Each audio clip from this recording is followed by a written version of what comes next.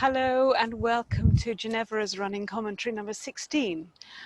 Now, because none of us are able to perform at the moment, it's a really good time to reflect on our performing and how we feel when we're performing.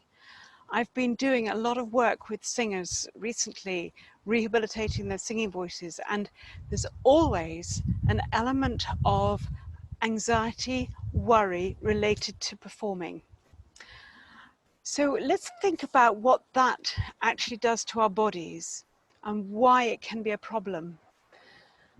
The first thing is that the thoughts that come in may be thoughts with a narrative. It may be that we've seen somebody that we're not expecting to see in the audience, or that we are particularly worried about what somebody might think of our performance.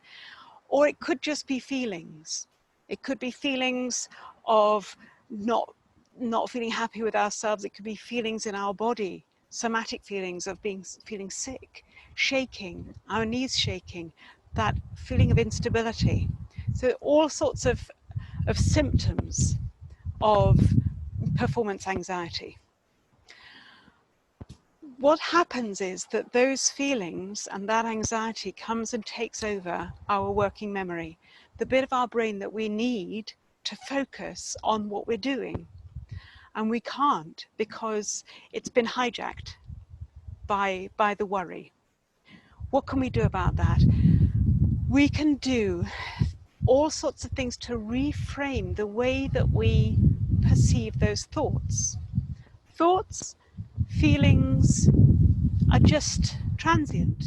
They are not us. We're not defined by our feelings.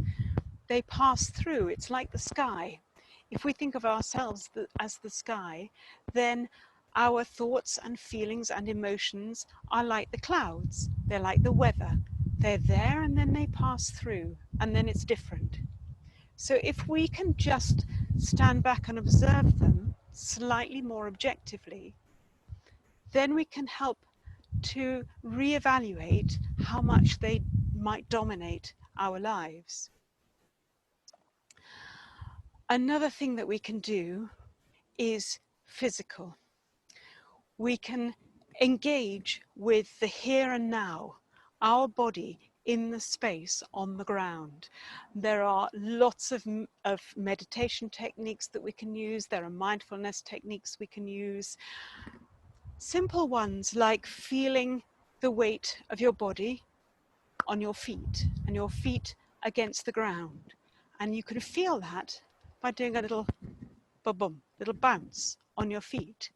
And if you do that, you feel the ground ricocheting up through your body. And then you're really aware of where the ground is. It's a very good way to connect, to literally to ground yourself. We can use mindfulness techniques to just calm our mind down. We can focus on a particular object or on a particular visual memory. And we can, if you focus on that enough and spend enough time looking at the detail, we have then replaced all of that space in our working memory with things over which we are in much more control. And finally, we can just breathe out. Breathing out slowly will slow down your heart rate.